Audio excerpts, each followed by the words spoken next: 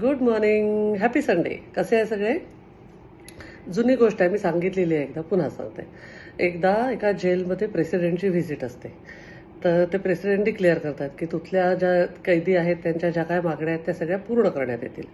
आणि मग त्यांचा सुरू होतो व्हिजिटचा तो दौरा, राऊंड सुरू होतो. ते जात असतात तर सगळ्या कैद्यांना लाईनअप करून उभं केलेलं असतं.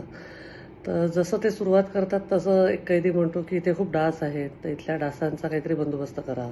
दुसरा कैदी म्हणतो इथे जेवण चांगलं मिळत नाही, डाळ अगदीच पाणी पाणी असतं, तर त्याची थोडी व्यवस्था करा. ते म्हणतात ओके.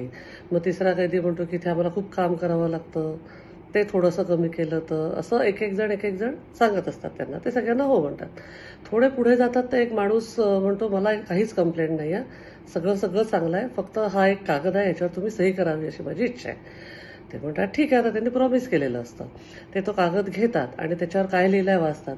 त्याच्यावर त्यांनी लिहिलं असतं की ह्या कैद्याची इथून सुटका करण्यात यावी, मी खाली सही करतोय.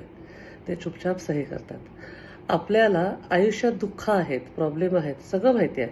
पण त्या प्रॉब्लेममधनं सुटकारा पाहिजे, पण आपल्याला पाहिजे काय आहे हे जोपर्यंत आपल्याला माहिती नसेल, म्हणजे आपल्याला नेमकं हवं काय आहे हे जेव्हा आपल्याला कळेल, तेव्हा आपली काय नको याची ती लिस्ट थोडीशी डायल्यूट होत जाईल.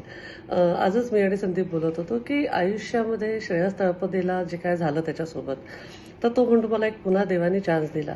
तसं पाहिलं तर आपल्याला सगळ्यांनाच रोज एक पुन्हा चान्सच मिळालेला असतो ना. आपण झोपल्यानंतर उठणार आहे की नाही आपल्याला माहीत नसतं.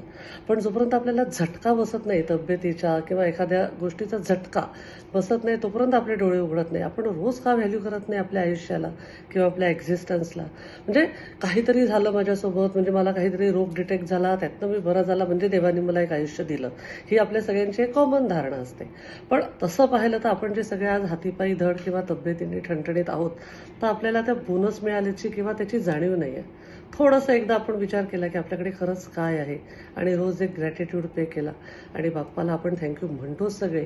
पण त्या आपल्या असण्याचा आपल्या अवतीभोवतीच्या सगळ्यांना जर का काही उपयोग झाला तर त्या सगळ्याला व्हॅल्यू आहे. Thank you so much. I love you all.